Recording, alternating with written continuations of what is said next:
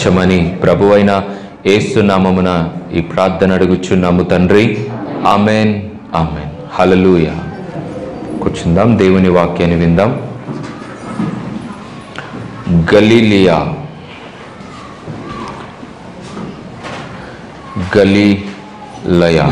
అనేటువంటి ప్రాంతాన్ని బైబిల్ గ్రంథంలో గత యెహోషువ గ్రంథం నుండి మనము చూస్తూ వస్తాం. గలిలయ అనేటువంటి ఒక ప్రాంతము బైబిల్ గ్రంథంలో మనము చూడవచ్చు. యెహోషువ గ్రంథం నుండి మనం చూస్తున్నాం. మన బైబిల్స్ని యెషయా గ్రంథం 9వ అధ్యాయము 2వ వచనాన్ని చదువుకుందాం. Isaiah chapter 9 2nd verse. చీకటిలో నడుచు జనులు గొప్ప వెలుగును చూచుచున్నారు. మరణ ఛాయగల దేశ నివాసుల మీద వెలుగు ప్రకాశించెను అనేసి దేవుని వాక్యాన్ని చదువుకుంటున్నాం. ఇది ఏ ప్రాంతమో తెలుసండి? ఏ ప్రాంతం గురించి రాయబడిందో తెలుసా అండి? మొదటో వచనంలో చదువుకుంటే గలిలయ అనేటువంటి పేరుని మనం చూడొచ్చు. యోర్దాను అనేటువంటి పేరుని మనము చూడొచ్చు. దేవుని వాక్యం రాయబడింది, చీకటిలో నడుచు జనులు గొప్ప వెలుగును చూచుచున్నారు. మరణ ఛాయ గల దేశ నివాసుల మీద వెలుగు ప్రకాశించెను. ఇది ఏ దేశం గురించి మాట్లాడబడింది? ఏ ప్రాంతం గురించి మాట్లాడబడింది అంటే గలిలయ. గలిలయ అనేటువంటి ప్రాంతము మీద దేవుని గొప్ప వెలుగు ఉదయించుచున్నది. గొప్ప వెలుగు ఆ ప్రాంతంలో ఉన్నటువంటి వారు చూడబోతున్నారు. అంతేకాకుండా మరణ ఛాయ గల దేశము అనేటువంటి ఈ గలిలయ ప్రాంతము మీద దేవుని వాక్యం సెలవిస్తుంది, వెలుగు ప్రకాశించును. అంటే ఈ దేశ నివాసులు ఇప్పుడు ఎలా ఉన్నారు అంటే చీకట్లో ఉన్నారు, తర్వాత మరణ ఛాయలో ఉన్నారు. ఈ వాక్యాన్ని మనం తీసుకెళ్ళి క్రొత్త నిబంధనలో పోల్చి చూస్తే ఈ వాక్యము యేసుక్రీస్తు ప్రభు జన్మించినప్పుడు నెరవేరబడినట్టుగా లూకాసు వార్తలో రాయబడి ఉంది. మరి ఈ వాక్యము ఎక్కడ నెరవేరిందో తెలుసండి? స్పష్టంగా ఎక్కడైతే గలిలయ అనేటువంటి ప్రాంతము ప్రస్తావింపబడిందో బైబిల్ యెషయా గ్రంథం 9వ అధ్యాయము ఈ మొదటి 2 వచనాల్లో, అదే ప్రాంతంలో మనం యేసుక్రీస్తు ప్రభు వాక్యాన్ని చూడొచ్చు నెరవేరబడినట్టుగా. హల్లెలూయా. చూడండి, ఈ ప్రాంతంలో ఎవరున్నారంటే అన్యజనులు ఉన్నారు. గలిలయలో అన్యజనులు ఉన్నారు. అంతేకాకుండా ఈ గలిలయ అనేటువంటి ప్రాంతంలో యూదులు కూడా ఉన్నారు, ఇజ్రాయేలులు ఉన్నారు, అంటే దేవుని నమ్మినటువంటి ప్రజలు కూడా ఉన్నారు. ఈ ప్రాంతం దేనికి దగ్గరలో సమీపంగా ఉన్నదంటే యెరూషలేమునకు సమీపంలో దగ్గరలో ఉన్నటువంటి ప్రాంతం ఇది. అయితే యేసుక్రీస్తు ప్రభు యెరూషలేం అనేటువంటి చిన్న ఊరి బెత్లెహేము అనేటువంటి ప్రాంతంలో జన్మించాడు.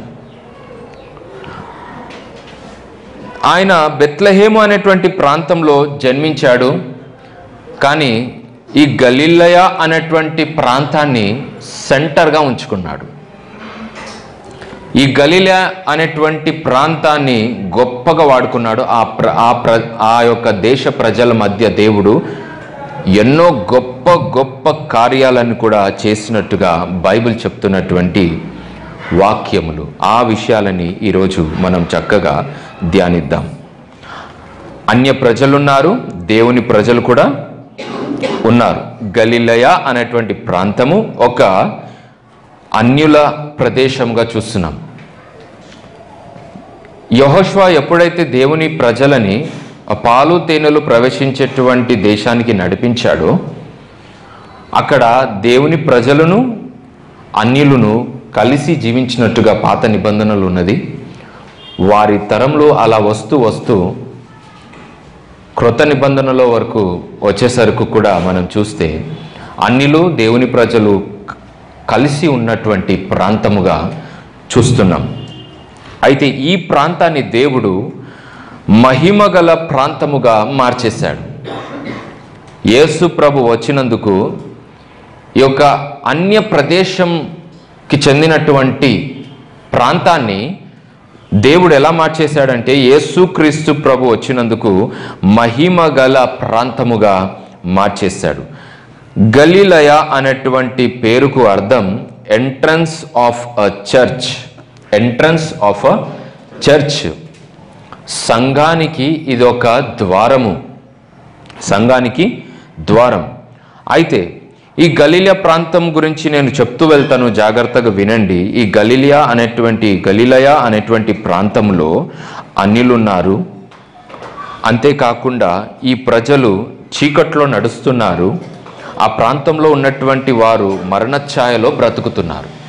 అంటే దాని అర్థం ఏంటిది అంటే, నిజంగా చీకట్లో నడవడం కాదు, వారికి మరి ప్రకృతి సంబంధమైన మరి సూర్యుని కాంతి వారు ఆ ప్రదేశంలో ప్రకాశిస్తలేదు అన్నటువంటిది కాదు.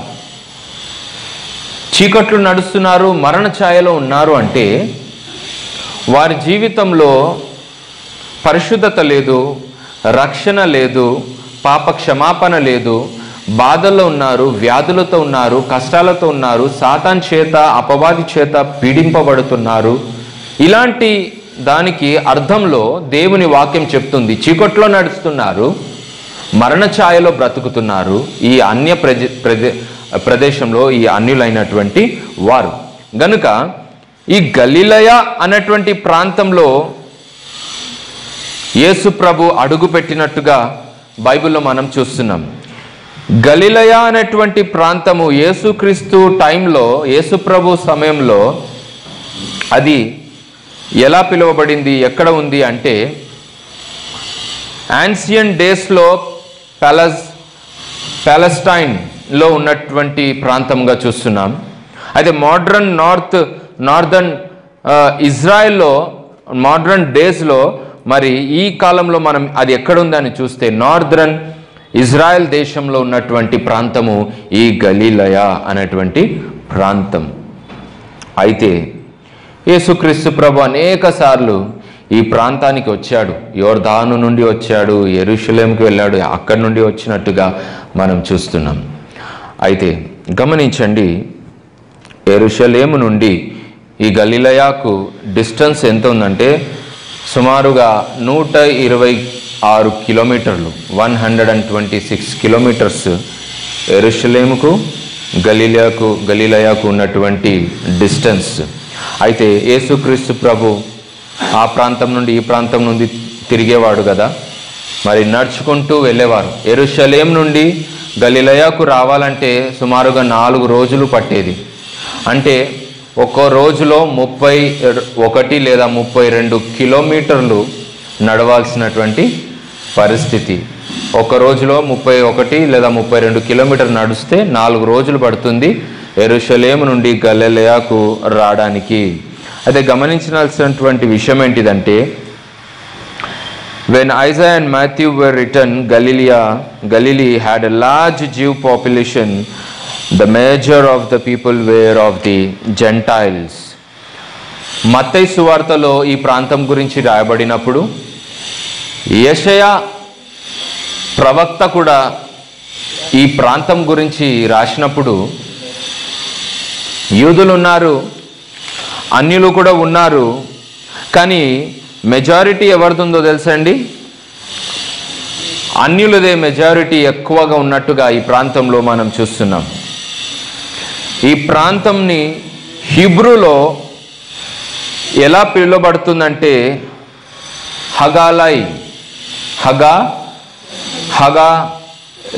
హగాలిల్ అనేటువంటి పేరుతో హీబ్రూలో ఇది పిలువబడినటువంటి ప్రాంతం. ఈ ప్రాంతంలో పొలము పంట ఎక్కువగా పండించేవారు. ఈ ప్రాంతంలో నది కూడా అనగా ఒక సముద్రముగా పారుతున్నట్టుగా మనము చూడగలము. అయితే at Jesus time it was known for being hotbed of political activity and some of it violent. యేసుక్రీస్తు సమయంలో ఇది ఎలా కనబడుతుందంటే ఓ రాజకీయ ప్రాంతముగా, చాలా బలమైన రాజకీయ ప్రాంతంగా కనబడుతుంది. అంతేకాకుండా ఈ ప్రాంతంలో చాలా ఘోరమైనటువంటి భయంకరమైనటువంటి నేరాలు కూడా జరిగేటువంటి ప్రాంతం. ఈ ప్రాంతంలో యేసుక్రీస్తు ప్రభు అడుగుపెట్టాడు. ఈ ప్రాంతంలో యేసు ప్రభు వచ్చారు. ఆయన వచ్చి ఏం చేశారంటే గొప్ప గొప్ప కార్యాలని చేశారు. ఈ ప్రాంతం ఎలాంటిది? అన్యుల ప్రాంతము, చీకట్లో నడుస్తున్నటువంటి ప్రజలు, మరణ ఛాయలో బ్రతుకుతున్నటువంటి ప్రాంతము. ఆ ప్రాంతంలో ప్రభు అడుగుపెట్టాడు. ఆయన గొప్ప కార్యాలు చేశాడు. ఆ ప్రాంతంలో జరిగినటువంటి కార్యాలని ధ్యానిద్దాం. ఆ ప్రాంతంలో ప్రభు ఎన్ని కార్యాలు చేశాడో బైబిల్ గ్రంథంలో నుండి ఆ కార్యాలని మనము చూద్దాం. ఈ ప్రాంతంలో ప్రభు ఎప్పుడొచ్చాడు అంటే ఒక గొప్ప కార్యాన్ని చేయుటకు ఆయనకు వయసు అప్పుడు 30 ఏండ్లు. ఎంత? 30 ఏండ్లు. ఆయన ఈ ప్రాంతానికి వచ్చి మొట్టమొదటిగా చేసినటువంటి గొప్ప కార్యము చెప్పకముందు ఒక విషయాన్ని మీతో పంచుకుంటాను. యేసుక్రీస్తు ప్రభు పుట్టినప్పుడు హేరోదు అనేటువంటి రాజు రాజ్యం వెళ్తున్నాడు. యేసుని చంపాలనుకున్నాడు. దేవదూత వచ్చి యోసేపుతో మాట్లాడినప్పుడు మరి ఆయన అక్కడి నుండి మరో ప్రాంతానికి వెళ్ళిపోయాడు.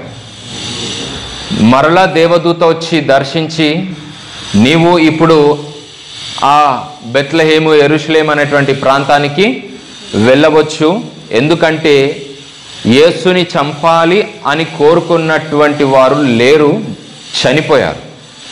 అయితే యోసేపు మరియను తీసుకొని యేసు ప్రభుని తీసుకొని తిరిగి వచ్చాడు. కానీ యెరూషలేంలో బెత్లెహేంలో ఉండడానికి భయపడ్డాడు. ఎందుకంటే హేరోదు రాజు కుమారుడు ఇప్పుడు రాజుగా ఉన్నాడు, ఆయనకు భయపడ్డాడు. గనుక యోసేపు ఏం చేశాడో తెలుసండి, యేసు ప్రభుని తీరా గలిలయ ప్రాంతానికే తీసుకొని వెళ్ళిండు. ఏ ప్రాంతానికి? గలిలయ ప్రాంతానికే తీసుకొని వెళ్ళిపోయాడు భయపడి. అయితే 30 ఏండ్లు వచ్చింది యేసు ప్రభుకు గలిలయ ప్రాంతానికి వచ్చినట్టుగా చూస్తున్నాం. మత్తయి సువార్త 3వ అధ్యాయము 13వ వచనం. Then cometh Jesus from Galilee to Jordan unto John to be baptized of him. యేసుక్రీస్తు ప్రభు ఇప్పుడు గలిలయ నుండి యోర్దాను నొద్దకు వచ్చాడు యోహాను చేత బాప్తిస్మము పొందడానికి. బాప్తిస్మం ఇచ్చు యోహాను చేత బాప్తిస్మం పొందడానికి గలిలయ నుండి ఎక్కడికి వచ్చాడట? యోర్దాను దగ్గరికి వచ్చాడు.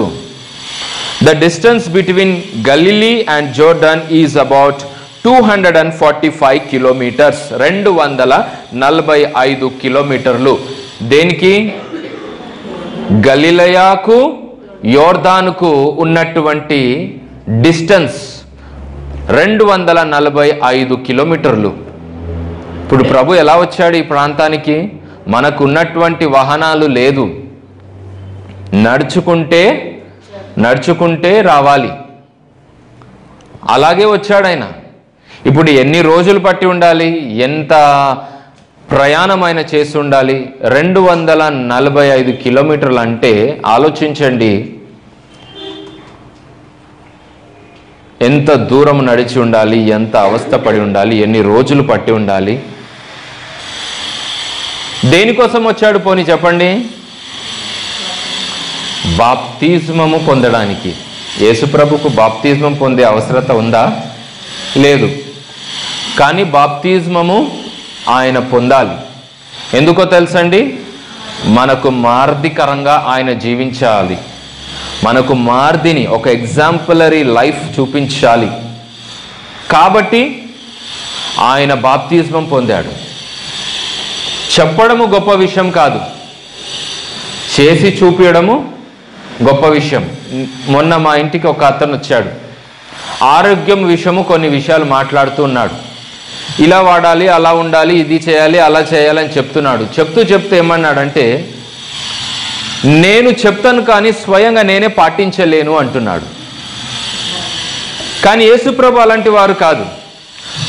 ఆయన చెప్పకముందు చేసి చూపించాడు, తర్వాత చెప్పాడు ఏం పొందండి అని, బాప్తిజమము పొందండి అని.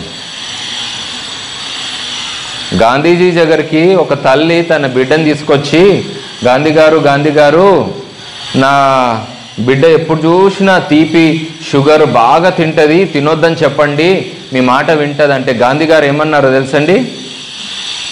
ఒక 2 రోజుల తర్వాత, ఒక వారం రోజుల తర్వాత రమ్మా, అప్పుడు చెప్తాను అన్నాడు. ఎందుకో తెలుసా?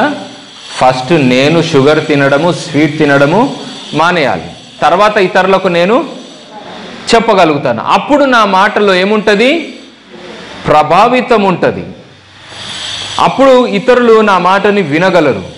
యేసు ప్రభు చూడండి, ప్రాక్టికల్గా బాప్తిజమం పొందాడు. బాప్తిజమం కోసము ఆయన 245 కిలోమీటర్లు నడుస్తూ యోర్దాను నది దగ్గర యోహాను దగ్గరికి వచ్చాడు. ఇప్పుడు నువ్వు బాప్తిజమం పొందాలంటే ఎంత ఈజీయా కాదా? నీకు ఒక బాప్టిజం ట్యాంకు పక్కనే చర్చిలో, లేదా బాప్టిజం ట్యాంక్ లేకపోతే అక్కన వెళ్ళి ఒక చెరువులోనో నదిలోనో బాప్తిజమం ఈజీగా తీసుకుంటావు. ఆ నదికి పోవాలన్నా, చెరువుకు పోవాలన్నా నీకేం కావాలి? నీళ్ళు కాదయ్యా, నీకు ఒక వాహనం కావాలి. నడుచుకుంటూ పోతావా? పోలేవు. అన్ని కన్వీనియంట్, మనకు సౌకర్యంగా ఉండాలి. అబ్బా, లగ్జరీ లైఫ్ అనుభవించాలంటే చాలా సంతోషం. అందరికీ కష్టపడరు కదా. ఒళ్ళు వంచితే ఆరోగ్యం, ఒళ్ళు పెంచితే అనారోగ్యం. నా టైటిల్ ఇది గుర్తుపెట్టుకోండి, నా సామెత. మళ్ళీ చెప్తున్నా, ఒళ్ళు వంచితే ఆరోగ్యం, ఒళ్ళు పెంచితే అనారోగ్యం. కాబట్టి ఒళ్ళు ఎంత మంచిగా వంచుతారో అంత ఆరోగ్యవంతులుగా ఉంటారు. కాబట్టి యేసు ప్రభుని చూడండి, ప్రాక్టికల్ లైఫ్ ఆయన బోధ చేయడము తక్కువ అయినా ప్రాక్టికల్ లైఫ్ ఎక్కువ చూపించాడు లోకానికి, మనుషులకు. ఎంత కష్టపడి బాప్తిజమం పొందడానికి వచ్చాడు. యోహాన్తో అన్నాడు, బాప్తిజమం ఇవ్వు. యోహాన్ గారు షాక్ అయిపోయి, అయ్యా నేను నీ చేత పొందాలి కానీ నేను నీకు బాప్తిజమం ఇవ్వడమా? లేఖనము చెప్పున ఇలా జరగవలసి ఉన్నది కాబట్టి కానిమ్ము. యేసు ప్రభు ఒక దైవజనుడు లేదా ఒక ప్రవక్త, ఒక భక్తుని ద్వారా దేవాతి దేవుడు బాప్తిజమం పొందితే, ఆయనే బాప్తిజమం పొందితే, ఈ రోజుల్లో బాప్తిజమం పొందడానికి ఎన్నో ప్రశ్నలు, ఎన్నో మాటలు, ఎన్నో సందేహాలు, ఎన్నో భవిష్యత్ గురించిన ఆలోచనలు. ఏం పొందడానికమ్మా? బాప్తిజమం పొందడానికి. కొందరికి నేను చెప్తుంటా, మారు మనసు పొందినటువంటి వారు పాపాన్ని విడిచిపెట్టి చక్కగా ప్రభువులో ఎదుగుతుంటే, ఇంకా అయిపోయింది కదా, మీరు మారు మనసు పొందారు కదా, బాప్తిజమం పొందొచ్చు కదా, మీరు జీవితంలో ప్రభు అంటే ఎవరో తెలుసుకున్నారు కదా అంటే చెప్తారు ఇంకా అదంతా నేను చెప్పలేను. ఇప్పుడు ప్రభు నమ్ముకున్నావు, మారు మనసు పొందావు, పాపాన్ని విడిచిపెట్టావు, ప్రభువే నా దేవుడు అని తెలుసుకున్నావు, నేను సృష్టించిన సృష్టికర్త ప్రభు అని తెలుసుకున్న తర్వాత కూడా ఇంకా పొందడానికి ఆలస్యం దేనికి? యేసు ప్రభు దేవాతి దేవుడు, దేవుడై ఉండి ఆయన ఒక సాధారణమైనటువంటి మనిషి ద్వారా బాప్తిజమము పొందాడు. ఏంది బాప్తిజమం అంటే అదొక పెద్ద ఇదా? బాప్తిజమమును ఒక రకమైన ఆలోచనతో, చూపుతో చూస్తుంటారు కొందరు. బాప్తిజమం అంటే ఏంటిది? యేసు నమ్మిన వారు, పాపం విడిచిన వారు, రక్షింపబడిన వారు పొందాలి. ఎందుకు అంటే నేను యేసు బిడ్డను, నేను పాప క్షమాపణ పొందాను, పరలోక రాజ్యానికి నేను వెళ్ళబోతున్నాను, ఈ బాప్తిజం వలన నాకు దేవుని రాజ్యంలో స్థానము ఉంది అనేటువంటి దానికి సైన్గా బాప్తిజం పొందాలి అంటే దాన్ని ఏదో రకంగా ఊహించుకుంటుంది లోకం. ఇదేదో కల్పేసుకోవడం కాదు బాప్తిజం పొందడం అంటే. కాబట్టి గమనించండి, ప్రభు బాప్తిజం పొందాడు. ఆయన బాప్తిజం పొందిన తర్వాత ఏమొచ్చింది అంటే ఆకాశము నుండి ఒక పావురము ఆయన మీద వచ్చి వాల్తుంది. ఆకాశం నుండి ఒక గొప్ప శబ్దం, ఈయన నా ప్రియ కుమారుడు, ఈయన యందు నేను ఆనందించుచున్న, ఈయన మాట మీరు వినండి అని పరలోకమందున్నటువంటి తండ్రికి ఎంతో సంతోషం కలిగింది. ఒక్క వ్యక్తి మారు మనసు పొంది బాప్తిస్మం పొందితే పరలోకమందు దూతల సముఖమందు ఏం కలుగును? సంతోషం, ఆనందం అనేసి దేవుని వాక్యం రాయబడింది. అంటే పరలోకమందు ఈ భూమి మీద ఒక పాపి రక్షణ పొందితే పరలోకమందు సంతోషం జరుగుతుంది, ఆనందము జరుగుతుంది. ఎందుకు? నరకానికి పోవాల్సినటువంటి వ్యక్తి ఇదిగో దేవుని రాజ్యానికి వచ్చేసాడు. దేవుడు సంతోషిస్తాడు, దేవదూతలు సంతోషిస్తారు. దేవునికి ఎంతో సంతోషం, ఆనందం అనేటువంటిది కలిగింది కనుక పరలోకం నుండి, ఆకాశం నుండి గొప్ప శబ్దం, ఈయన నా ప్రియ కుమారుడు, ఈయన యందు నేను ఆనందించుచున్నా, ఈయన మాట మీరు వినండి. ఎవరినా? యేసు ప్రభు. యేసు మాటను వినండి, యేసు మాటను వినండి. యేసు నందు తండ్రి అయిన దేవుడు ఆనందించుచున్నాడు. ఎందుకో తెలుసా? దేవునికి ఆనందం ఎందుకు కలిగిందో తెలుసా? యేసు భూమి నందు వెళ్ళి, శరీరధారిగా వెళ్ళి మనుషుల కోసం ఇంత గొప్ప పరిచర్య చేస్తున్నాడు. మనుషులకు మార్దికరంగా ఆయన కూడా బాప్తిజం తీసుకున్నాడు అనేటువంటి సంతోషము తండ్రి అయినటువంటి దేవునికి పరలోకమందు కలిగింది కనుక ఈయన యందు నేను ఆనందించుచున్నాను అని చెప్పి గొప్ప స్వరము ఆకాశం నుండి వినబడింది. హల్లెలూయా. ఆయన బాప్తిజం ఎప్పుడు పొందాడో తెలుసండి? ఆయనకు 30 వయసు వచ్చింది. 30 వయసు వచ్చినప్పుడు ప్రభు అయిన యేసు బాప్తిజమము పొందాడు. బాప్తిజమం అంటే ఏదో సంవత్సరానికో, 2 ఏండ్ల పిల్లలకో, 3 ఏండ్ల పిల్లలకో ఇవ్వడము కాదు. జ్ఞానము పెరగాలి, జ్ఞానము రావాలి, అప్పుడు బాప్తిజమము ఇవ్వాలి, పొందాలి. తండ్రి అయినటువంటి దేవునికి ఎంతో సంతోషము కలిగింది. ఎందుకంటే ప్రభు అయిన యేసు తండ్రి అయినటువంటి దేవుని చిత్తాన్ని నెరవేర్చుచున్నాడని. హల్లెలూయా. గలిలయలో నుండి వచ్చి యోర్దాను యొద్ద ప్రభు అయిన యేసు బాప్తిస్మము పొందాడు. సో మొదటి కార్యం ఏంటిదంటే ఆయన బాప్తిస్మము పొందాడు. రెండవ కార్యాన్ని మనం చూద్దాం. రెండవ కార్యం ఏంటిదంటే 4వ అధ్యాయము మత్తయి సువార్త 12 నుండి 15వ వచనం వరకు. మత్తయి సువార్త 4వ అధ్యాయము 12 నుండి 15 చదువుతారా? యోహాను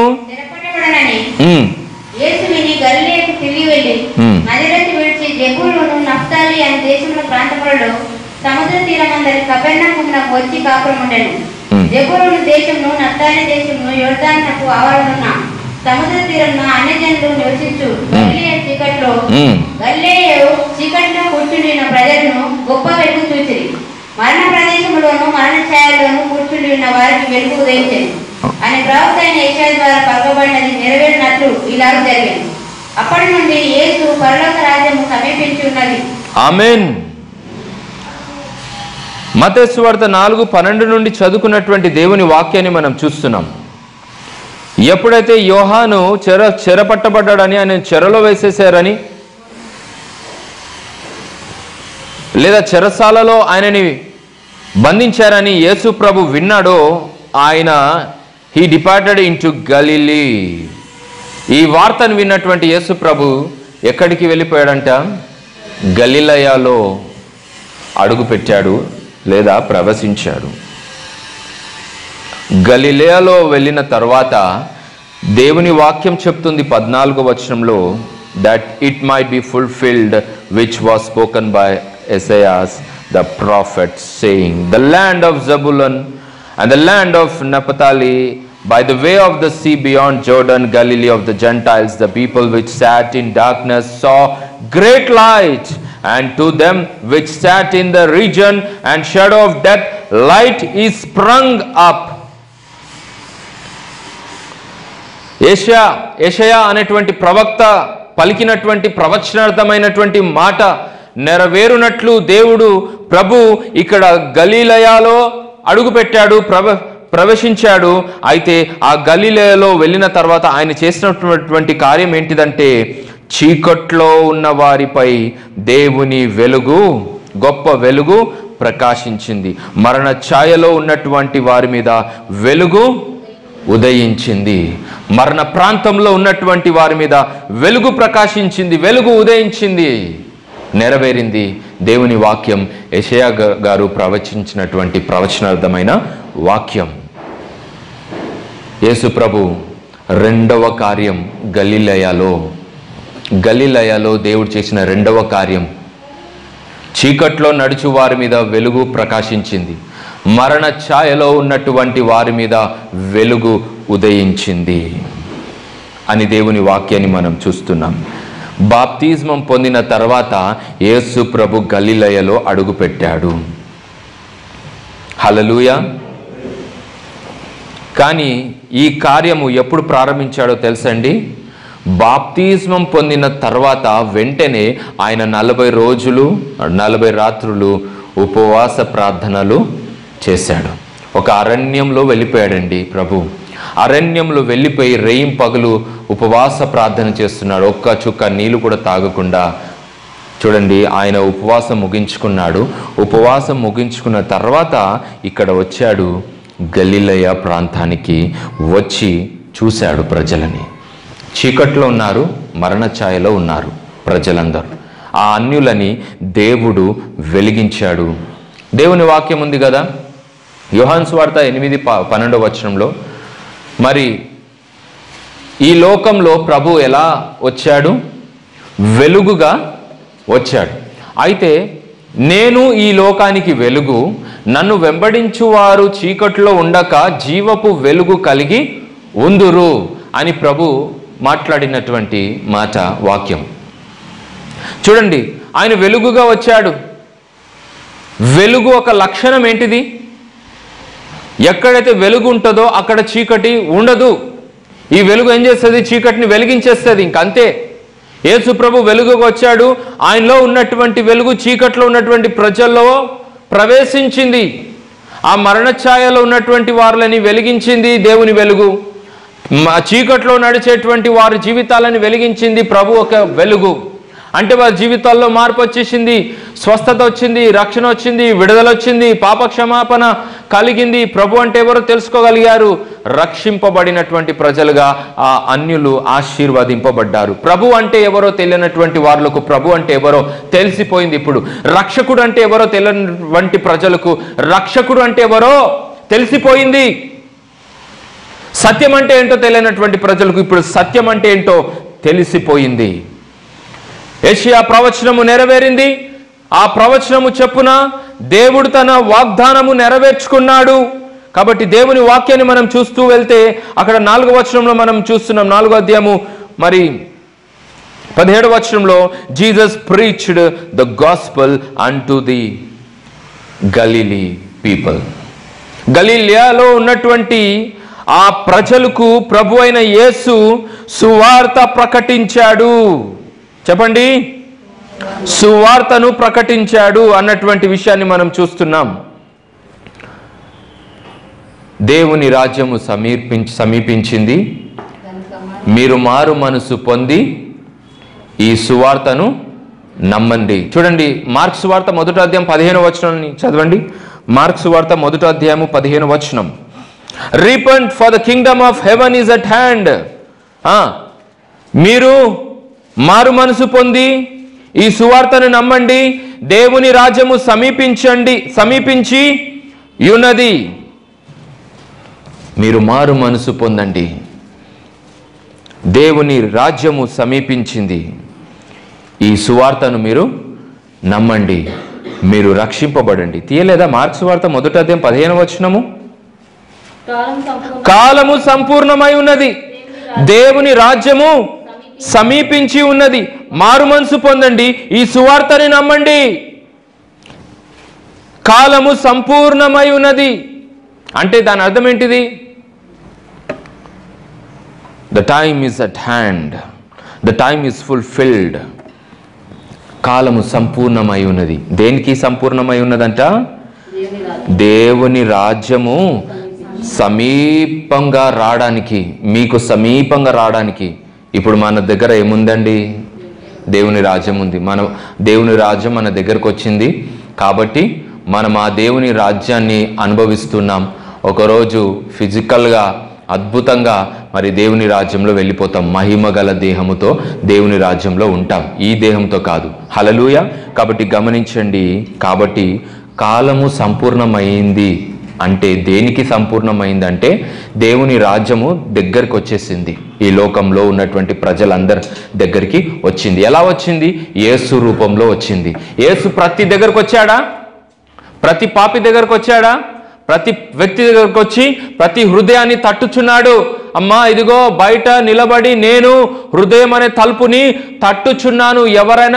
ఎవరికైనా వినబడినట్లయితే, ఆ తలుపుని తీసినట్లయితే నేను వానిలో ప్రవేశించదను, నేను వానితో, ఆయన నాతో కలిసి భోజనము చేస్తాము అని దేవుడు సాక్షాత్తుగా యేసుగా వచ్చి ప్రతి హృదయాన్ని తట్టుచున్నాడు.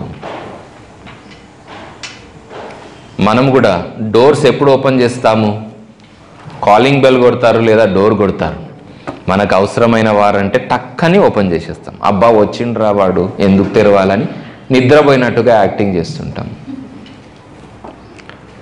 యేసు ప్రభు కూడా వచ్చి హృదయం అనేటువంటి తలుపుని తట్టినప్పుడు యేసు వచ్చాడని సంతోషంగా తెరిస్తే అద్భుతం, ఆశీర్వాదం.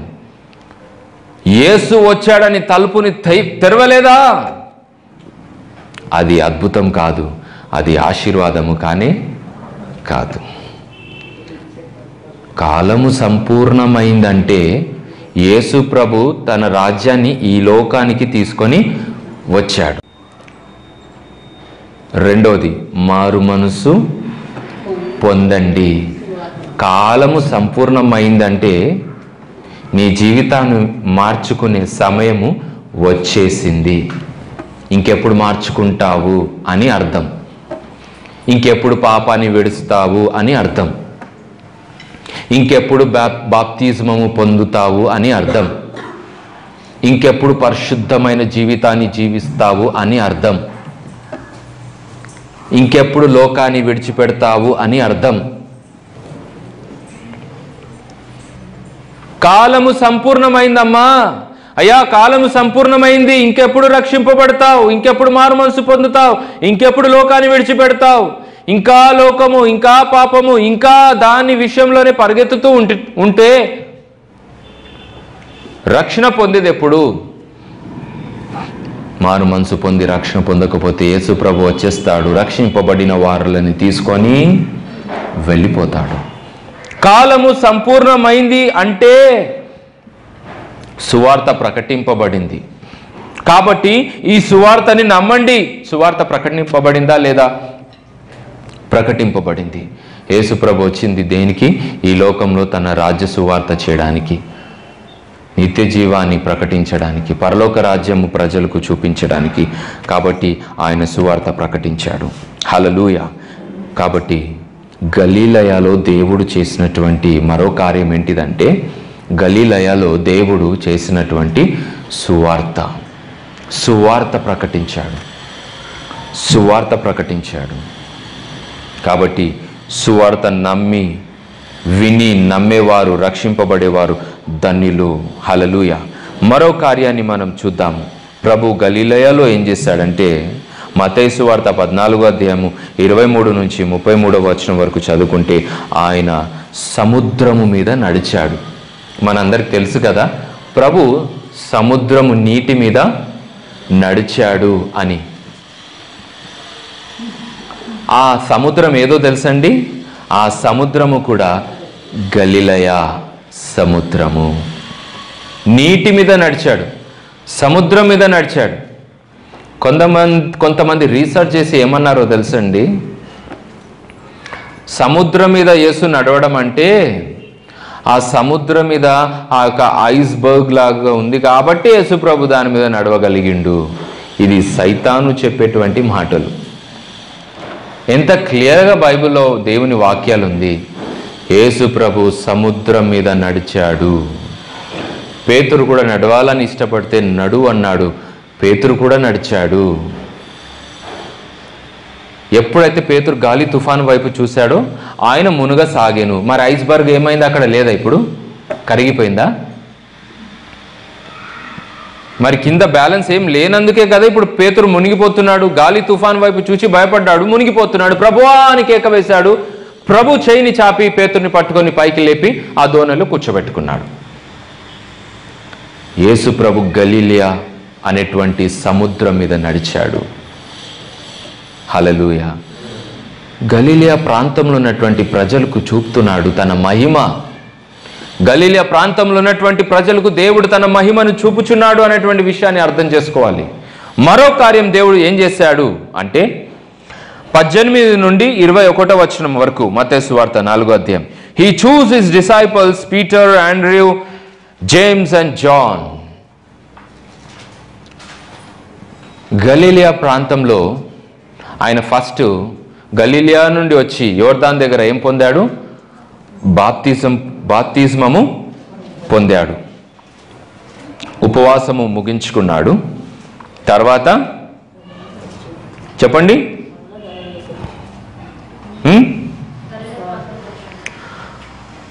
చీకట్లో ఉన్నటువంటి వారి మీద వెలుగుని ప్రకాశింపజేశాడు.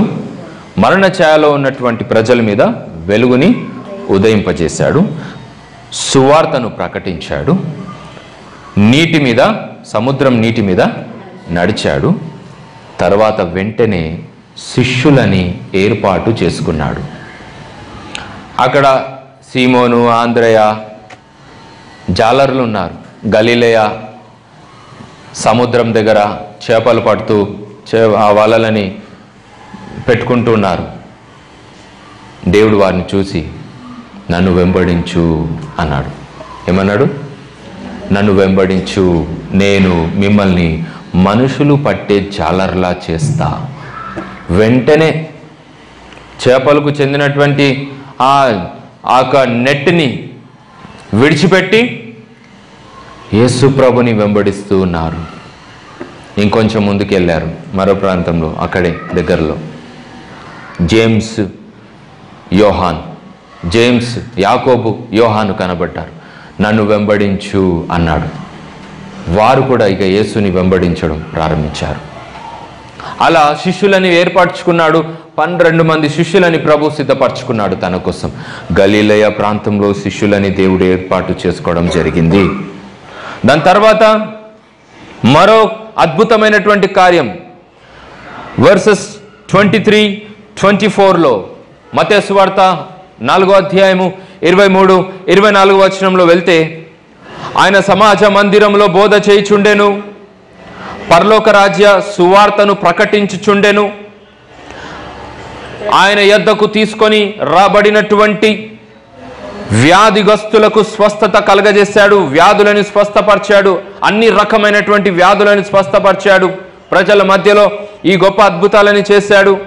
దయ్యాలు చేత పీడింపబడుచున్నటువంటి వారులకు విడుదలను, స్వస్థతలను కలగచేశాడు. అనేక మంది ప్రభు చెంతకొచ్చారు. అద్భుతాలు ప్రభు చేస్తున్నాడని, వ్యాధిగ్రస్తులని, దయ్యం చేత పీడింపబడుచున్నటువంటి వాళ్ళని అందరినీ తీసుకొచ్చి యేసు ప్రభు దగ్గరికి తీసుకొచ్చి పెట్టేశారు. దేవుడు వారికి విడుదల స్వస్థతలను కలుగజేశాడు. ఇది ఎక్కడ జరిగిందంటే ఇది కూడా గలిలయలో జరిగినటువంటి దేవుని మహత్ కార్యములు, సూచక క్రియలు, అద్భుతమైనటువంటి కార్యములు. మరో కార్యాన్ని చూద్దాం. గలిలయలో దేవుడు చేసిన మరో కార్యం 25వ వచనం. Many became followers of Jesus Christ from Galilee, Decapolis, Jerusalem, Judea and Jordan. గలిలయలో నుండి, దెక్కపోలిస్లో నుండి, యెరూషలేములో నుండి, యూదయలో నుండి, యోర్దానులో నుండి అనేకులు యేసు క్రీస్తు ప్రభుని వెంబడించే ప్రజలుగా మారిపోయారు. చూసారా? అన్య ప్రాంతంలో నుండి, దేవుడు ఏర్పాటు చేసినటువంటి ప్రాంతం యెరూషలేములో నుండి అయినా సరే యేసుని వెంబడిస్తున్నారు. అంటే ఏంటిది? యేసుని వెంబడించడం అంటే ఆయనలా మారిపోవడం, ఆయనలా ప్రేమ చూపడం, ఆయనలా జీవించడం. ప్రారంభంలో చెప్పినట్టుగా ప్రాక్టికల్ లైఫ్ దేవుడు చూపించాడు. ప్రజలు ఆయనను చూస్తూ ఆయన బోధ వింటూ ఆయనలా మార్పులు పొందుతూ వచ్చారు. యేసులా మారిపోతున్నారు, యేసులా జీవిస్తున్నారు, పాపాన్ని విడిచిపెడుతున్నారు, నీతి జీవితం బ్రతుకుతున్నారు, తగ్గింపు వినయ మనస్సు కలిగి జీవిస్తున్నారు. మార్పులు వచ్చేసింది. గలిలయలో దేవుడు మరో గొప్ప కార్యం చేశాడు. ఏంటిదంటే ప్రజలు ఆయనని వెంబడిస్తూ ఉన్నారు. యేసుని వెంబడించేటువంటి గుంపు ఇక్కడ సిద్ధపరచబడింది. గలిలయలో నుండి అనేక ప్రాంతంలో ఉన్నటువంటి వారు యేసుని వెంబడిస్తున్నారు. గలిలయలో దేవుడు చేసినటువంటి మరో గొప్ప కార్యం 5వ అధ్యాయంలో మనం వెళ్ళినట్లయితే దేవుడు చేసిన మరో గొప్ప కార్యాలు. ఆత్మ విషయమై దీనులైన వారు ధన్యులు అంటూ పబ్లిక్ మీటింగ్ పెట్టాడు కొండ మీద. చూశాడు యేసుప్రభు. అనేక ప్రాంతంలో నుండి ప్రజలు తరలి వస్తున్నారు, గుంపులుగా వస్తున్నారు యేసు దగ్గరికి. చాలా మంది వచ్చేసారు. విస్తారమైనటువంటి ప్రజలు ఆయనని చూడాలని, ఆయన బోధ వినాలని, ఇంతకు యేసు అంటే ఎవరు, ఇంత గొప్ప కార్యాలు చేస్తున్నాడు, ఆయనని చూడాలి, ఆయన మాటలు వినాలి అని చెప్పి ప్రాంతాల్లో నుండి మనుషులు తరలి వచ్చేసారు. యేసుని చూడాలి, ఆయన బోధ వినాలి. ప్రభు చూశాడు విస్తారమైన జనులు. దేవుడు వారిని, విస్తారమైనటువంటి జనులని, జన సమూహములని చూసి ఆయన ఏం చేశాడంటే ఒక కొండెక్కి ప్రజలని కూర్చోబెట్టి ఆయన నోరు తెరిచి ఇలాగు బోధించసాగెను. మొట్టమొదటి మాట, ఆత్మ విషయమై దీనులైన వారు. చూసారా ప్రసంగం ఎలా స్టార్ట్ చేశాడు? ప్రజలకు ఎలా స్టార్ట్ చేశాడు ప్రసంగాన్ని? ఆత్మ విషయమై దీనులైన వారు. తర్వాత విషయం విందాము, అదంతా మీకు తెలుసు. కానీ ప్రాముఖ్యమైన మాట, ఆత్మ విషయమై దీనులైన వారు. ఆత్మ విషయమై మనుషులు గర్విస్తారు కాబట్టే, తమను తాము హెచ్చించుకుంటారు కాబట్టే దీనత్వము, తగ్గింపు, వినయము అంటూ ప్రారంభించాడు. మనుషులలో జనరల్గా కనిపించేది ఏంటిది చెప్పండి? కోపము, రోషము, అహము, హెచ్చింపు, గర్వము, అయాం నేను అనేటువంటిది జనరల్గా కామన్గా కనిపిస్తుంటుంది. కాబట్టి దేవుడు కామన్ థింగ్స్ నుండి ప్రారంభించాడు, మామూలు విషయాల్లో నుండి తీసుకొచ్చాడు. ఇది మామూలు అనుకోవచ్చు మనం, కానీ ఇది బలమైనటువంటి సందేశం దేవుడు ప్రారంభించాడు. ఆత్మ విషయమై దీనులైన వారు. చూసారా? ఆత్మ విషయమై దీనులైన వారు ధన్యులు. ఇదే వాక్యాన్ని ఇదే ప్లేస్లో వేరే వాక్యాన్ని పెట్టుకుంటే పెట్టొచ్చు దేవుడు, కానీ పెట్టలేదు, ప్రారంభించలేదు అలా. కానీ దీనత్వము నుండి ప్రారంభించాడు. కాబట్టి గమనించండి, దేవుని వాక్యం ఆత్మ విషయమై దీనులైన వారు ధన్యులో. ఎవరు ధన్యులు దేవుని దృష్టిలో? ఎవరైతే ఆత్మ విషయంలో దీనత్వము, తగ్గింపు కలిగి, వినయము కలిగి బ్రతుకుతారో, జీవిస్తారో వారే ధన్యులు. పరలోక రాజ్యము వారిది. పరలోక రాజ్యం ఎవరిది? చాలామంది పరలోక రాజ్యం నాది నాది నాది అంటారు. ఎవరిది పరలోక రాజ్యం? నీ సొత్తా? అది కూడా మీ డాడీ సంపాదించి పెట్టిండు అక్కడ.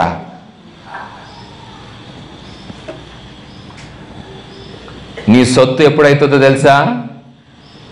పరలోక రాజ్యం నాది అని నువ్వు ఎప్పుడు చెప్పాలో తెలుసా? తెలియదు. మరి ఏం విన్నావు ఇంతవరకు? ఆత్మ విషయమై దీనులు ఎవరైతే ఉంటారో వారు చెప్పాలి, yes, the kingdom of God is mine. దేవుని రాజ్యము నాది అని ఎప్పుడు నువ్వు చెప్పాలి? ఆత్మ విషయమై దీనులైన వారు చెప్పాలి, పరలోక రాజ్యము నాది. ఎందుకంటే దేవుడు అన్నాడు, ఆత్మ విషయమై దీనులైన వారు ధన్యులు, పరలోక రాజ్యము వారిదే. పరలోక రాజ్యం ఎవరిదంట? ఆత్మ విషయమై దీనత్వము కలిగి ఉంటారు చూడండి, వారిది. కాబట్టి ఆత్మ విషయమై దీనులైన వారు ధన్యులు అన్నట్టుగా మనమందరము ఆత్మ విషయంలో దీనత్వాన్ని కలిగి జీవించాలి. ఇక్కడ ప్రారంభించాడు చూడండి, బలమైన ప్రసంగం. ప్రారంభిస్తే 5వ అధ్యాయము, 6వ అధ్యాయము, 7వ అధ్యాయము, 8వ అధ్యాయం అద్భుతంగా కొనసాగింది. దేవుని ప్రసంగం. ఆయన ప్రసంగించినప్పుడు గర్విష్ఠులు మారిపోయారు, పాపులు మారిపోయారు, సత్యము తెలియని వారికి సత్యములు తెలిసిపోయింది, రక్షణ లేని వారు రక్షింపబడ్డారు, గుణం మారిపోయింది, మనసు మారిపోయింది, చేష్టలు క్రియలు మారిపోయింది, భాష విధానం మారిపోయింది, చూపు మారిపోయింది, వినికి మారిపోయింది. జీవితంలో సంపూర్ణమైన మార్పులు పొందినటువంటి, ఆశీర్వాదింపబడినటువంటి ప్రజలని ఇదిగోండి ఈ యొక్క పబ్లిక్ మీటింగ్లో మనం చూడవచ్చు. ద ఫస్ట్ పబ్లిక్ మీటింగ్ దేవుడు చేసినటువంటి మీటింగ్ గలిలయ ప్రాంతంలో, కొండల ప్రాంతానికి తీసుకెళ్ళి ప్రజలకి ప్రసంగం చేశాడు, బోధ చేశాడు. చూశారండి, ఎంత అద్భుతం. గలిలయలో దేవుడు చేసిన మరో గొప్ప కార్యం ఏంటిది? వాక్యాలని ప్రజలకు బోధించడం. ఎంత అద్భుతంగా బోధించాడంటే అంత అద్భుతంగా బోధించాడు. ఇక చెప్తూ వెళ్తున్నాడు, ఆత్మ విషయమై దీనులైన వారు ధన్యులు, పరలోక రాజ్యము వారిది. దుఃఖపడు వారు ధన్యులు, వారు ఓదార్చబడుదురు. సాత్వికులు ధన్యులు, వారు భూలోకమును స్వతంత్రించుకుందురు. నీతి కొరకు ఆకలి దప్పిగలవారు ధన్యులు, వారు తృప్తి పరచబడుదురు. కనికరము గలవారు ధన్యులు, వారు కనికరము నొందుదురు. హృదయ శుద్ధి గలవారు ధన్యులు, వారు దేవుని చూచెదరు. సమాధాన పరచువారు ధన్యులు, వారు దేవుని కుమారులు అనబడుదురు. నీతి నిమిత్తము హింసింపబడు వారు ధన్యులు, పరలోక రాజ్యము వారిది.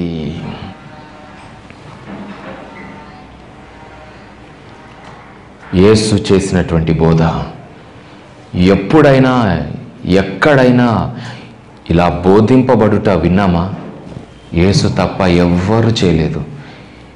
ఇంత అద్భుతమైనటువంటి మాటలు, వాక్యాలు చెయ్యలేరండి. యేసు ప్రభు తప్ప ఎవరు చేయలేరు.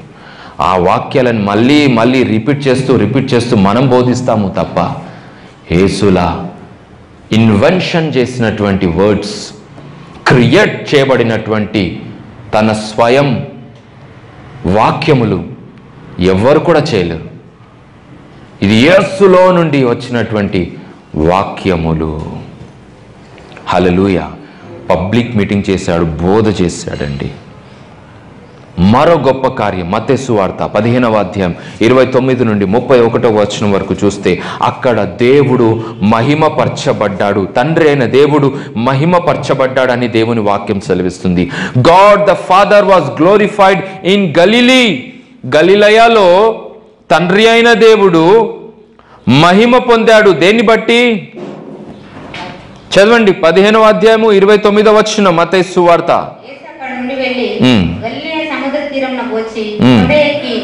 కొండెక్కి అక్కడ కూర్చుండగా బహు జన సమూహములు కుంటివారు, గుడ్డివారు, మూగవారు, మొదలైన అనేకులను తీసుకొని వచ్చి ఆయన పాదముల మీద పడవేసిరి. ఆయన వారిని స్వస్థపరిచెను. మాట్లాడటయు, అంగహీనులు బాగుపడటయును, కుంటివారు నడుటయును, గుడ్డివారు చూటయును జనసమూహం చూచి ఆశ్చర్యపడి ఇశ్రాయేలు దేవుని మహిమపరిచిరి. ఆమేన్.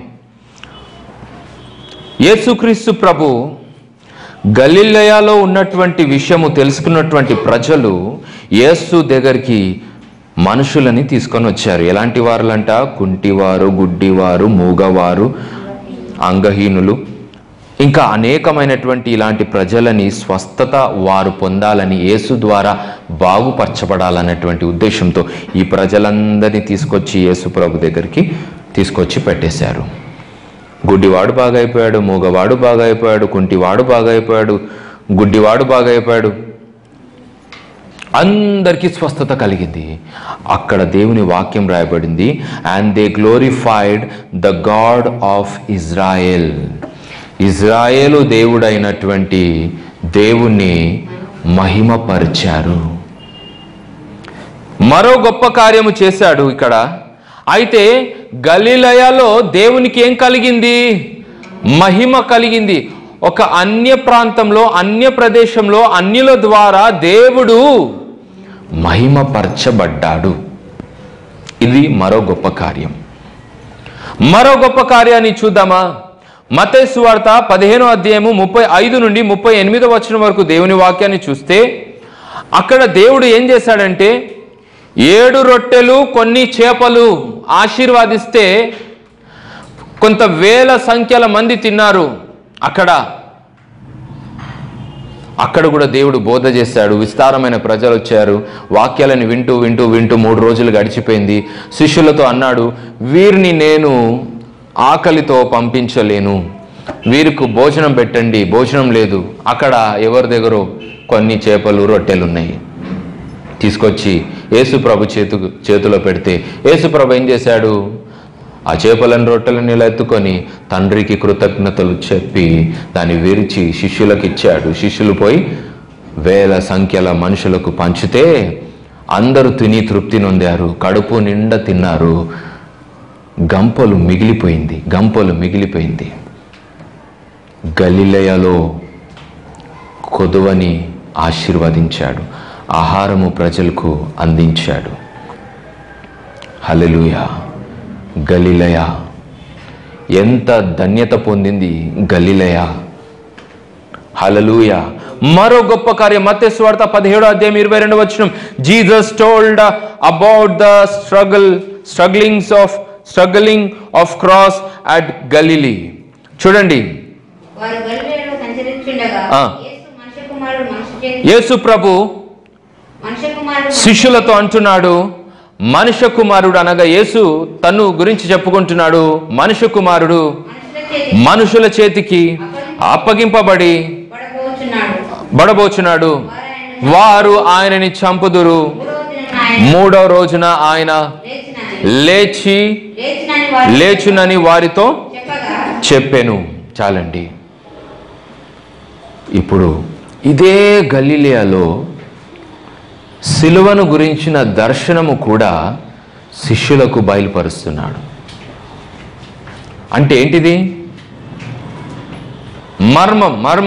మర్మాన్ని తెలియపరుస్తున్నాడు. ఇక జరగబోయేటువంటిది, ఇక ముందు జరగబోయేటువంటి విషయాన్ని, యేసు తన గురించి సిలువలో ఆయన ఎలా బాధపడబోతున్నాడు, ఎలాంటి స్ట్రగ్లింగ్స్ ఆయన పొందబోతున్నాడు అనేటువంటి విషయాన్ని కూడా యేసు ప్రభు శిష్యులకు ఏ ప్రాంతంలో చెప్పాడు అంటే గలిలయలోనే చెప్పాడు. గలిలయలో ఏం పొందారు శిష్యులు అంటే మర్మాన్ని పొందారు. హల్లెలూయా. అంటే యేసు ప్రభు గురించి వారు తెలుసుకోగలిగారు. యేసు ఎలాంటి శ్రమ పొందబోతున్నాడో ఈ విషయాన్ని గలిలయలో పొందారు. ఎలా శ్రమ పడబోతున్నాడో అనేటువంటి విషయం కూడా ప్రభు కూడా గలిలయలోనే, ఆ ప్రాంతంలోనే శిష్యులకు ఈ విషయాన్ని ప్రభు చెప్పడం జరిగింది. అంటే ఇప్పుడు మనం అర్థం చేసుకోవాల్సినటువంటి విషయం ఏంటిదంటే, ఆయన మరణము పొందబోతున్నాడు. తన మరణం గురించి చెప్పుకున్నాడు. అంతేకాకుండా తన పునరుద్ధానం గురించి కూడా చెప్పడం జరిగింది. అక్కడ 3వ రోజు తను పునరుద్ధానము అవుతాడు అనేటువంటి గొప్ప కార్యం కూడా గలిలయలోనే దేవుడు తెలియపరిచాడు. మరో గొప్ప కార్యం మత్తయి సువార్త 26వ అధ్యాయం 32వ వచనం. Jesus wanted to go Galilee first after he's Ryzen from death. మరణం నుండి, సమాధి నుండి ఆయన 3వ రోజు లేచిన తర్వాత మీకంటే ముందుగా నేను గలిలయలో వెళ్ళేదను. 3వ రోజు మరణాన్ని గెలిచి లేచాక ఆయన ఫస్ట్ కోరుకున్న ప్రాంతం ఏదట? ఏ ప్రాంతానికి వెళ్ళాలనుకున్నాడట? గలిలయ. ఏముంది గలిలయలో? మనం చూసాం. గలిలయ గలిలయ గలిలయ. ఈ గలిలయ పట్టణాన్ని దేవుడు ఎలా మారుస్తానన్నాడు? మహిమగల స్థలముగా. హల్లెలూయా. కాబట్టి గమనించండి, మరణాన్ని గెలిచి లేచిన వెంటనే నేను మొదట గలిలయలోనికే వెళ్తాను. తర్వాత శిష్యులతో కూడా ఏమన్నాడో తెలుసండి? మత్తయి సువార్త మరో గొప్ప కార్యము గలిలయలో. మత్తయి సువార్త 28:16లో Jesus met 12 disciples at Galilee. ప్రభు అయిన యేసు మరణాన్ని గెలిచి గలిలయకు వెళ్ళిన తర్వాత ఆ గలిలయ ప్రాంతంలోనే 12 మంది శిష్యులని కలుసుకున్నాడు కదండి. 11 మంది శిష్యులని, ఆ శిష్యులని ఇంకా కొంతమంది కూడా ఉన్నారు, అక్కడ కలుసుకోవడము జరిగింది. Hallelujah. Disciples got advised about ministry. కాబట్టి ఆ గలిలయలో ప్రభు వారిని కలుసుకున్న తర్వాత వారికి కొన్ని బోధ చేశాడు. మీరు సేవ ఎలా చేయాలి, ఏ ప్రకారంగా సువార్త ప్రకటన చేయాలి అనేటువంటి విషయాన్ని శిష్యులకు తెలియపరిచాడు. గలిలయలో మరో గొప్ప కార్యము మార్కు సువార్త 4:36 నుండి 39వ వచనం వరకు. యేసుప్రభు ఒక చిన్న దోణిలో ప్రయాణము చేయుచున్నాడు. ఆ దోణి మీద గాలి రేగుతుంది. ప్రభు పడుకున్నాడు, నిద్రపోచున్నాడు. పేతురు లేపి, ప్రభువా నీకు చింత లేదా? మేము నశించి పోచున్నాము. అందుకు ప్రభు లేచి గాలిని తుఫానును గద్దించినప్పుడు గాలి తుఫాను అణిగి నిశ్శబ్దమైపోయింది, నిమ్మలమైపోయింది అని దేవుని వాక్యాన్ని మనం చూస్తున్నాం. ఇది ఏ సముద్రమో తెలుసా? ఇది కూడా గలిలయ అనేటువంటి సముద్రము. గలిలయలో ప్రారంభించాడు, గలిలయలో ముగించాడు తన పరిచర్య. అంటే ఫిజికల్గా. కానీ ఆత్మీయంగా చూస్తే యేసు ప్రభు పరిచర్య ఎన్నటికీ కూడా ముగింపు లేనటువంటిది. ఇది ప్రారంభింపబడిందంతే, దీనికి ముగింపు లేదు, ఇది కొనసాగుతూ ఉంటుంది. కానీ ఫిజికల్గా మనం చూద్దాం, ఆయన ప్రారంభించింది గలిలయలో నుండి, ఆయన ముగించింది కూడా గలిలయలో. కాబట్టి గమనించండి, దేవుని వాక్యములు యేసు ప్రభు ఒక పరిచర్య ఎంత అద్భుతంగా కొనసాగిందో గలిలయలో. ఇప్పుడు ఇలాంటి సేవ ఎక్కడ కొనసాగాలి? ఎక్కడ కొనసాగాలి? గలిలయ దగ్గర వెంకటాపురం, గలిలయ దగ్గర అల్వాల్, ఈ గలిలయ దగ్గర సికింద్రాబాద్, హైదరాబాద్. హల్లెలూయా. ఈ పేరును పెట్టుకొని ప్రార్థన చేయాలి. దేవుని వాక్యం కన్క్లూజన్లో మనం చూసినట్లయితే గలిలయ ఒక అన్యులు నివసిస్తున్నటువంటి ప్రజలు, అన్యులు ఎక్కువగా ఉన్నటువంటి ప్రాంతం దేవుడు ఆశీర్వదించాడు. ఆ చీకట్లో ఉన్నటువంటి వారి మీద దేవుని వెలుగు ప్రకాశించింది. మరణ ఛాయలో ఉన్నటువంటి వారి మీద మరి వెలుగు ఉదయించింది. గలిలయాని దేవుడు ఎన్నుకున్నాడు. అసలు దేవుడు ప్రభు అయిన యేసు ఎవరి కోసం వచ్చాడో తెలుసండి? వాక్యానుసారంగా యోహాను సువార్త 1వ అధ్యాయంలో చదవండి ఆ మాట. యోహాను సువార్త 1వ అధ్యాయము 11వ వచనం చదవండి. John chapter 1 11th verse. ఆయన తన స్వకీయుల యొద్దకు వచ్చెను, ఆయన స్వకీయులు ఆయనను అంగీకరించలేదు. యేసు ప్రభు తన స్వకీయ జనము దగ్గరికి, అనగా ఇజ్రాయేలు దగ్గరికి వచ్చాడు, యూదుల దగ్గరికి వచ్చాడు. కానీ ఆ ఇజ్రాయేలు, ఆ యూదులు ఆయనని అంగీకరించలేదు. దేవుడు నో ప్రాబ్లం అనుకున్నాడు. ఎక్కడ వెళ్ళిపోయాడు? గలిలయకు వెళ్ళిపోయాడు. అక్కడెవరున్నారు? అన్యులు ఉన్నారు. కాబట్టి వారిని ఎన్నుకున్నాడు, వారిని రక్షించుకున్నాడు, వారి జీవితాలని బాగు చేశాడు, వారిని ఆశీర్వదించాడు, వారిని ప్రకాశింపచేశాడు, వెలుగుతో నింపాడు. హల్లెలూయా. కాబట్టి గలిలయను దేవుడు ఎన్నుకున్నాడు, వాడుకున్నాడు.